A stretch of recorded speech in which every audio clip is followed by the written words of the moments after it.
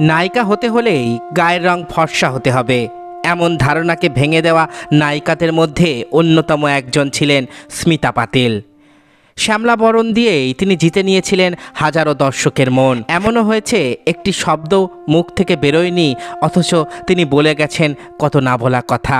তার অভিব্যক্তি জাগিয়ে তুলেছে নীরবতাকেও। স্মিতা পাতিল প্রথম ক্যামেরার সামনে আসেন 1970 দশকে। অভিনয়ে আসবার আগে তিনি দূরদর্শনের সংবাদ পাঠিকা ছিলেন। মারাঠি ভাষায় সংবাদ পাঠ করতেন স্মিতা পাতিল। সে হিসেবেও তার জনপ্রিয়তা কম কিছু ছিল না। অভিনয় জগতে আসার আগেই তাই জুটে গিয়েছিল বেশ কিছু ভক্ত।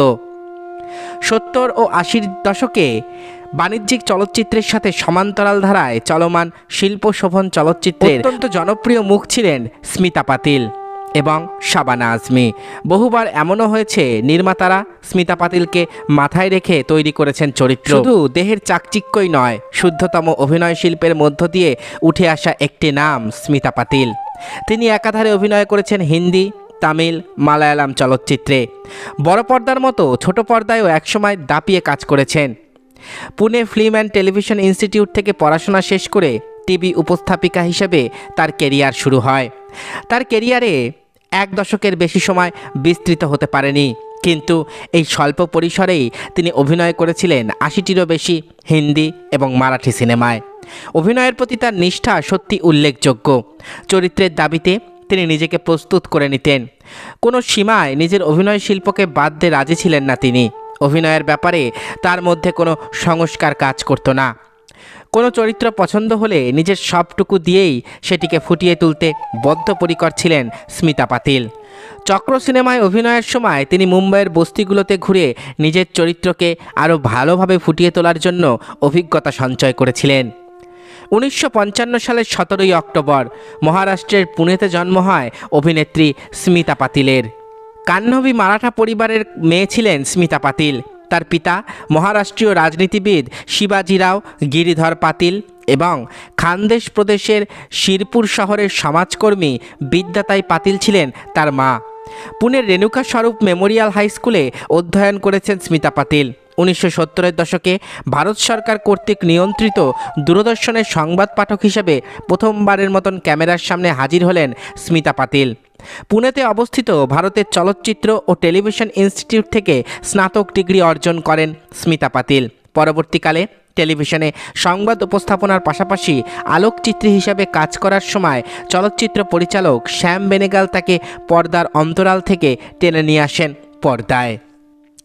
তার অভিনয় শৈলীর প্রমাণস্বরূপ তিনি উপহার দিয়েছেন ভূমিকা, অর্থ, আক্রোশ, মন্থন, বাজার, আকালের সন্ধানে, চোখের মতো সিনেমাগুলি। চলচ্চিত্র নির্মাতা শ্যাম বেনেগালের মতে তিনি ছিলেন বহুমাত্রিক এক নারী। তিনি খুব সহজেই একটি গল্পের অংশ হয়ে যেতে পারতেন। সব দৃশ্যে অভিনয় করতেন খুব সাবলীলভাবে। অভিনয় ছিল স্মিতা পাতিলের বেশ সহজাত একটি বৈশিষ্ট্য। ক্যামেরার সাথে তার রসায়নও ছিল অনবদ্য। ক্যামেরা যেন তাকে সকলের মাঝ হতে বেছে নিত এবং এটাই সবচেয়ে গুরুত্বপূর্ণ দিক ছিল স্মিতা পাতিলের অভিনয়ের। শুধু কি অভিনয়, ভারতীয় নারী শক্তির উন্নয়নেও তিনি বেশ কিছু ভূমিকা রেখেছিলেন। তিনি একজন নারীবাদী ছিলেন। মুম্বাইয়ের ওম্যান্স সেন্টারের একজন সক্রিয় সদস্যও ছিলেন স্মিতা পাতিল। তার মতাদর্শের স্পষ্ট প্রতিফলন দেখা যায় তার অভিনীত চরিত্রগুলোতে। সেই বুদ্ধিদীপ্ত নারী চরিত্রগুলোতে সবসময়ই পুরুষতান্ত্রিক সমাজের ধারণাকে ভেঙে গুড়িয়ে দেবার একটা তীব্র বাসনা দেখা যেত। স্মিতা পাতিল সকলের আলোচনার বিষয় হয়েছিলেন রাজ বব্বরের সাথে তার সম্পর্কের কারণে। ভিকি পালকে সিনেমার সেটে তাদের প্রথম সাক্ষাৎ হয়। রাজ বব্বরকে তিনি ভালোবেসে বিয়ে করেন, কিন্তু রাজ আগে থেকে বিবাহিত ছিলেন। প্রথম স্ত্রীর সাথে বিবাহ বিচ্ছেদের পর তিনি স্মিতার সাথে বিবাহ বন্ধনে আবদ্ধ হন। এ কারণে বহু লোকে তাকে ঘর ভাঙার দায়ও দিয়েছে। কিন্তু সকল তর্ক বিতর্ককে উপেক্ষা করে স্মিতা পাতিল তার দাম্পত্য জীবনে সুখী ছিলেন। তাদের একটি সন্তানও হয়, নাম প্রতীক বব্বর। কিন্তু মাতৃত্বকালীন কিছু জটিলতার দরুন প্রতীকের জন্মের মাত্র 2 সপ্তাহ পরেই 1986 সালের 13ই ডিসেম্বর স্মিতা পাতিল পরলোক গমন করেন। মৃত্যুর আগে স্মিতা পাতিলের এক অদ্ভুত ইচ্ছার কথা ঘোষণা করেছিলেন। তিনি বেঁচে থাকতে তো এই ইচ্ছা তার পূরণ হয়নি, তবে মৃত্যুর পর তার কাছের কয়েকজন শুভাকাঙ্ক্ষী সেই মতোই করেছিলেন। স্মিতা গালিওকা বাদশাহ ছবির মেকআপ আর্টিস্ট দীপক সাওয়ান্তের কাছে আবদার করেছিলেন যে তাকে যেন সহশিল্পী রাজকুমারের মতো শোয়া অবস্থায় মেকআপ করা হয়, কিন্তু নতুনের প্রতি পরম আগ্রহী স্মিতার পরখ করে দেখা হয়নি এই অভিজ্ঞতাটি। দেখতে অতটা ভালো দেখাবে না বলে অন্যরা তাকে বুঝিয়ে শুনিয়ে সাধারণভাবে মেকআপ নিতে বাধ্য করেন। এই সিনেমাটি মুক্তি পাওয়ার আগেই মৃত্যু হয় তার মোট 10টির বেশি সিনেমায় মুক্তি পায় তার মৃত্যুর পর।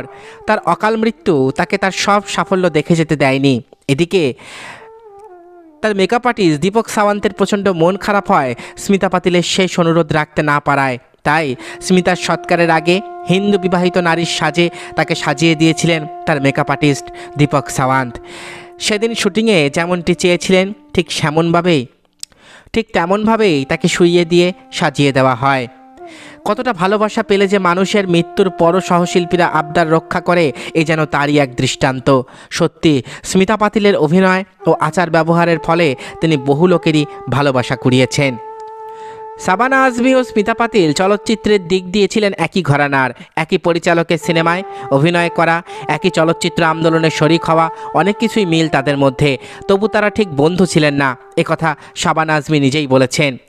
স্মিতা পাতিলের স্মৃতিচারণ করতে গিয়ে তিনি বলেন যে প্রথম যেদিন তাকে দেখেন তার মনে হয়েছিল যে ওই মুখ ক্যামেরার জন্যই তৈরি। এছাড়া নিশান্ত সিনেমায় তারা দুজন প্রথম একসাথে অভিনয়ও করেন। পরস্পর বিরোধী কিন্তু একই সুতোয় গাঁথা দুটি চরিত্র। এছাড়াও অর্থ, মান্ডি, উচ নিচ ব্রিজ ইত্যাদি সিনেমায় তারা কাজ করেছেন একসাথে। ব্যক্তিগত জীবনে মিডিয়া সৃষ্ট এবং কিছুটা সত্য প্রতিদ্বন্দ্বিতা বিরাজ করত তাদের মধ্যে, কিন্তু তাদের পারিবারিক সম্পর্কে কখনোই এই আঁচ লাগেনি। স্মিতার পরিবারের সাথে শাবানা আজমির আত্মিক সম্পর্ক গড়ে ওঠে এবং স্মিতার একমাত্র পুত্র প্রতীকের দিক নির্দেশনার জন্য স্মিতার মা এবং বোন শাবানা আজমিকেই বেছে নেন।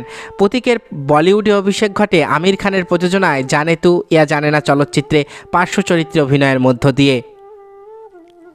শাবানা আজমি স্মিতা পাতিলকে বর্ণনা করেছেন এভাবে: আমার বলতে ভালো লাগে যে ভারত বহু শতাব্দী ধরে চলে আসা বহু বৈচিত্র্যপূর্ণ একটি দেশ। স্মিতা পাতিলও ভারতেরই একটি ক্ষুদ্র প্রতিরূপ ছিল, ঐতিহ্যবাহী এবং আধুনিকা, সবল এবং সংবেদনশীল, আত্মবিশ্বাসী এবং অপরাজেয় এক রমণী স্মিতা পাতিল।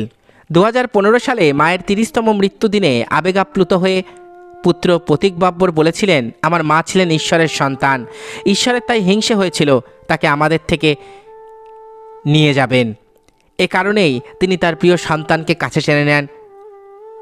অল্প বয়সেই তাকে চলে যেতে হয় দুনিয়া ছেড়ে। 1982 সালের আগে স্মিতা পাতিল বাণিজ্যিক সিনেমায় অভিনয় করেননি।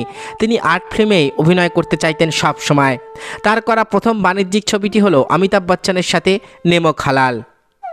ঝমঝমিয়ে বৃষ্টি পড়ছে, তার মধ্যেই প্রেমের নেশায় মত্ত স্বয়ং অমিতাভ বচ্চন। বৃষ্টিতে ভিজছেন নায়িকাও। তারপরেই গানের তালে তালে নায়িকার সঙ্গে নাচের ছন্দে মাতলেন নায়ক। ছবির নাম নমক হালাল। এই ছবির সেই বিখ্যাত গানের দৃশ্যের শুটিংয়ের পর নাকি কান্নায় ভেঙে পড়েছিলেন নায়িকা স্মিতা পাতিল। আজ রপট যায় তো হামে না উঠাইও জনপ্রিয় গানে অমিতাভ এবং স্মিতার প্রেমের সম্মোহনে মজেছিলেন সিনেপ্রেমীরা। এই গানের দৃশ্যের শুটিংয়ে অমিতাভের সঙ্গে ঘনিষ্ঠ অবস্থায় দেখা গিয়েছিল স্মিতা পাতিলকে। এই দৃশ্যের শ্যুট করা নিয়ে খুশি ছিলেন না নায়িকা। শুটিংয়ের পর সারা রাত নাকি কেঁদেছিলেন স্মিতা পাতিল, এমনকি ছবির শুটিংও করেননি পরে। তারপর অবশ্য অনেক বুঝিয়ে সুঝিয়ে তাকে সেটে ফেরানো হয়েছিল এবং যা করেছিলেন অমিতাভ বচ্চন স্বয়ং।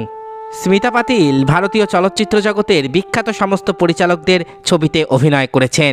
তাদের মধ্যে রয়েছেন সত্যজিৎ রায়, মৃণাল সেন, শ্যাম বেনেগাল, গোবিন্দ নিহালনি, জি অরিন্দম সহ বিখ্যাত সমস্ত পরিচালকদের ছবিতেই কাজ করেছেন স্মিতা পাতিল। অভিনয়ের অবদানের জন্য অসংখ্য পুরস্কার পেয়েছেন স্মিতা পাতিল। 1984 সালে কানাডার মন্ট্রিয়লে অনুষ্ঠিত বিশ্ব চলচ্চিত্র উৎসবে বিচারক মণ্ডলীর সদস্যরূপে দায়িত্ব পালন করেছিলেন স্মিতা পাতিল। চক্র নামক চলচ্চিত্রটি নির্মাণকালে স্মিতা পাতিল বোম্বের বস্তি পরিদর্শন করে সম্যকভাবে অবগত হয়েছিলেন তার চরিত্রের বিষয়ে। এই চলচ্চিত্রটি জাতীয় পুরস্কার পেয়েছিল।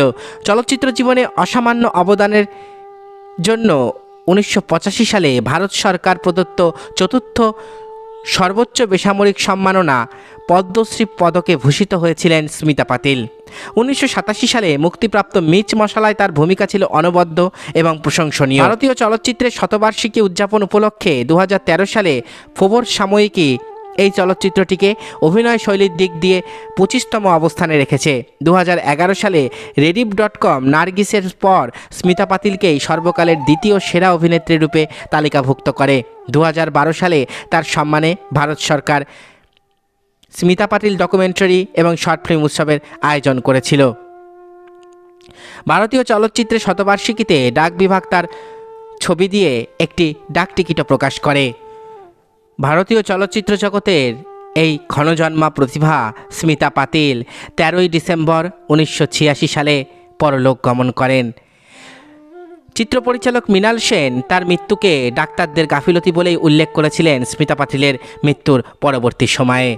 এতক্ষণ আপনারা শুনলেন স্মিতা পাতিলের জীবন কাহিনী। আশা করি ভিডিওটি আপনাদের ভালো লেগেছে। আমার চ্যানেলের ভিডিওগুলো যদি আপনাদের ভালো লেগে থাকে তাহলে অবশ্যই চ্যানেলটি সাবস্ক্রাইব করুন, পাশে থাকা বেল আইকনটি ক্লিক করে দিন যাতে পরবর্তী ভিডিও নোটিফিকেশান খুব তাড়াতাড়ি আপনাদের কাছে পৌঁছে যায়।